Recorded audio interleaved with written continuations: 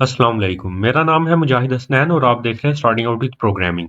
इस लेक्चर के अंदर हम फ्लोइड वार्शल का एल्गोरिदम डिस्कस करेंगे, जिसको हम all pairs shortest path algorithm भी बोलते हैं। अब इसको all pairs shortest path algorithm क्यों बोलते हैं?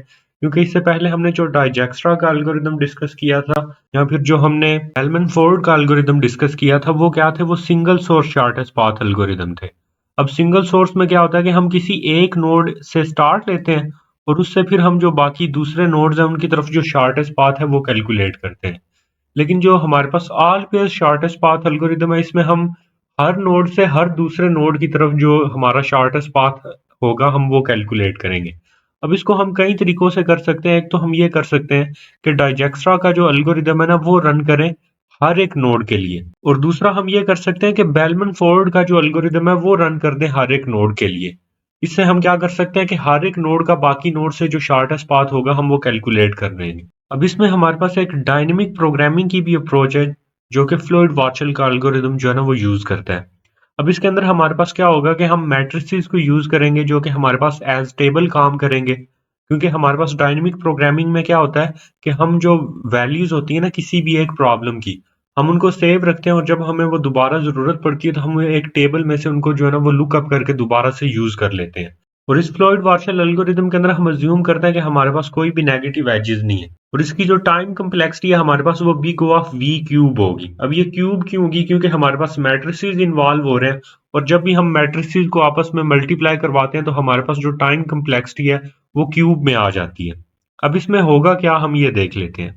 फ्लोइड वार्शल के एल्गोरिदम को रन करने से पहले हम इसका ना एक बना लेंगे, मैट्रिक्स बना लेंगे। इसमें हमारे पास जितने नोड्स हैं उतनी नंबर ऑफ रोज होंगी, और उतने ही हमारे पास जो है ना वो नंबर ऑफ कॉलम्स होंगे।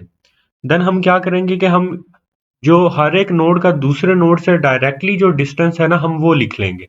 जो हमारे नोड डायरेक्टली कनेक्टेड है ना उनका हम डिस्टेंस लिख लेंगे, बाकी सबको जो है वो इनफाइनाइट जो है वो असाइन कर देंगे। फिर उसके बाद हम इस मैट्रिक्स को क्या कर देंगे, इस फ्लोइड वार्शल के एल्गोरिदम के अंदर पास कर देंगे। अब यहाँ पे हमारे पास n क्या होगा? जितनी भी हमारे पास उस मैट्रिक्स के अंदर रोज होंगी उतना हमारे पास n होगा।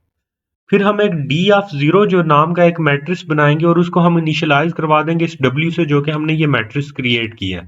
देन हम एक फॉर का लूप लगाएंगे जो कि 1 से शुरू होगा और n तक जाएगा। फिर हम क्या करेंगे, इसमें हर दफा जो है ना एक मैट्रिक्स क्रिएट करेंगे डी ऑफ के, यानी जितना हमारे पास यहाँ पे k की वैल्यू होगी वो मैट्रिक्स का जो है ना यहाँ पे नाम आ जाएगा। मसलन यहाँ पे जब k की वैल्यू 1 होगी तो हमारे पास डी ऑफ 1, डी ऑफ 2, उसके बाद फिर उसके बाद D of 3, then D of 4 जो है ना ऐसे मैट्रिसेस क्रिएट होंगे। और इस मैट्रिक्स के अंदर जो हमारे पास एंट्रीज होंगी ना, मसलन इनके जो रोज और कॉलम्स की जो वैल्यूज होंगी, वो हम कैसे कैलकुलेट करेंगे? वो हम ये दो फार के लूप लगाएंगे, और ये दो फार के लूप लगा के हमारे पास जो इससे डी ऑफ 1 से जो पिछला मैट्रिक्स होगा ना उससे पिछला मैट्रिक्स कौन सा है? D of 0। डी ऑफ 0 के अंदर जो वैल्यूज होंगी उनको हम इन फार्मूला की मदद से कैलकुलेट करेंगे हर एक एंट्री के लिए, और कैलकुलेट करने के बाद जो है ना वो इस नए मैट्रिक्स के अंदर जो है ना उनको हम इनपुट कर देंगे। जब हमारे पास फाइनल जो है ना वो मैट्रिक्स बन के आएगा, तो वो फाइनल मैट्रिक्स जो है ना उसके अंदर हमारे पास जितने भी नोड्स हैं हर एक नोड का दूसरे नोड की तरफ जो शॉर्टेस्ट पाथ है वो, और साथ में कौन किसका पेरेंट है, ये सारी चीजें जो है ना वो हमें मिल जाएंगी। अब इस फार्मूला के अंदर क्या होगा कि हमारे पास सपोज कर ले ये हमारे पास जो मैट्रिक्स है इसकी रो 1 के अंदर जो फर्स्ट कॉलम है वहां पे हमारी ये जो एंट्री है हमने ये लिखनी है। तो यहाँ पे हमारे पास जो आई और जो जे है उसकी वैल्यू क्या होगी? वो होगी 1 1। तो हमने 1 1 के लिए जो हमारी एंट्री है हमने वो कैलकुलेट करनी है, और हमारे पास मैट्रिक्स के लिए हम कर रहे हैं अगर हमारा k इज इक्वल टू 1 है तो यहाँ पे k की वैल्यू क्या आ जाएगी? 1 आ जाएगी। तो डी ऑफ 1 के अंदर हमने 1 1 वाली जो एंट्री है अगर हमने वो कैलकुलेट करनी है तो वो कौन सी होगी? वो मिनिमम होगी इन दो वैल्यूज में से, एक हमारे पास ये वैल्यू और एक हमारे पास ये वैल्यू। अब ये वैल्यू कौन सी है? ये k-1 टेबल के अंदर, यानी जो इससे पिछला टेबल है जो कि जीरो वाला टेबल होगा, उस जीरो वाले टेबल के अंदर जो सेम हमारे पास जो है ना वो एंट्री पड़ी हुई है। मसलन 1 1 के अंदर जो हमारे पास जीरो वाले टेबल के अंदर सेम वैल्यू पड़ी हुई है वो, और फिर हमारे पास यहाँ पे आई के एंट्री जो इस टेबल के अंदर होगी, और के जे एंट्री जो कि इस टेबल के अंदर है, उन दोनों को प्लस करने से हमारे पास जो आएगी, सपोज कर ले वो हमारे पास आ जाएगा 2 आ जाएगा। तो हमारे पास इन दोनों में से मिनिमम क्या है? 0। तो हम ये जो नया डी ऑफ 1 वाला टेबल होगा उसके अंदर इस 1 1 एंट्री के ऊपर क्या स्टोर करवा देंगे? 0 स्टोर करवा देंगे। अब एक इसकी एग्जांपल लेके देखते हैं जिससे आपको इसकी बेटर अंडरस्टैंडिंग आएगी। सबसे पहले हम क्या करेंगे, इसका डी ऑफ जीरो और पाई ऑफ जीरो जो है ना, ये दो इसके जो मैट्रिसेस हैं ये बना लेंगे। अब डी ऑफ जीरो के अंदर हमारे पास नंबर ऑफ रोज कितनी होंगी जितने हमारे पास यहाँ पे नोड्स हैं, और नंबर ऑफ कॉलम्स भी उतने ही होंगे, और पाई ऑफ जीरो के अंदर भी सेम चीज होगी। अब सबसे पहले तो आपने ये करना है कि आपने ये देखना है कि जो हमारे नोड्स हैं, जैसे 1 से 1 के ऊपर कोई भी एज नहीं जा रही, 4 से भी कोई भी उसके ऊपर एज नहीं जा रही, 2 से भी 2 के ऊपर कोई लूप नहीं बन रहा, 3 से भी 3 के ऊपर कोई लूप नहीं बन रहा, तो हमारे ये जितने भी डायगोनल एलिमेंट्स होंगे ये सारे क्या आ जाएंगे, जीरो आ जाएंगे। क्योंकि अगर हमने 1 से 1 पे ही जाना होगा तो हमारी कास्ट क्या है, जीरो ही आएगी। देन उसके बाद जितनी भी हमारे पास डायरेक्टेड एजेस है ना, उनकी जो कास्ट है हमने वो लिख लेनी है। मसलन अगर हम 4 से 1 पे जाते हैं तो हमारी कास्ट क्या है, 2 है, तो हम 4 वाली रो के 1 वाले कॉलम के अंदर हम क्या लिख लेंगे, 2 लिख लेंगे। लेकिन अगर हमने 1 से 4 की तरफ जाना हो तो कोई भी एज नहीं जा रही, तो हम क्या करेंगे, 1 की रो के 4 वाले कॉलम के अंदर हम क्या लिख देंगे, इनफाइनाइट लिख देंगे, क्योंकि 1 से 4 के ऊपर कोई भी एज नहीं जा रही। और इसी तरह हम ये जो हमारा पाई वाला टेबल है ना, उसके अंदर हम अपने पेरेंट्स भी लिख लेंगे। मसलन जैसे ही जब हम यहाँ से 4 से गए थे 1 के ऊपर, तो 4 से 1 के ऊपर हम डायरेक्टली 4 से ही गए थे, तो 4 से 1 के ऊपर जाने के लिए हमारा पेरेंट कौन होगा, 4 ही होगा। तो डी ऑफ जीरो के अंदर हमारी जो डायरेक्टली वैल्यूज है हम वो जो अपनी है वो कैलकुलेट करके लिख लेंगे। अब उसके बाद हमने कैलकुलेट करना है डी ऑफ वन। अब डी ऑफ वन के अंदर हमारे पास क्या होगा, जो हमारा फर्स्ट रो और जो हमारा फर्स्ट कॉलम है, इनके अंदर कोई भी अपडेट नहीं आएगा, इन दोनों कॉलम्स के अंदर। और जो हमारी डायगोनल वैल्यूज है इनके अंदर भी कभी कोई भी अपडेट नहीं आएगा। तो हमारे पास जो पॉसिबल अपडेट आ सकती है वो इन तीन वैल्यूज के अंदर और इन तीन वैल्यूज के अंदर हमारे पास अपडेट आ सकती है। अब हमने यहाँ पे देखना है कि यहाँ पे अपडेट कोई आई है या नहीं आई। तो हमारे पास ये कौन सी एंट्री बन रही है, ये 2,3 एंट्री बन रही है।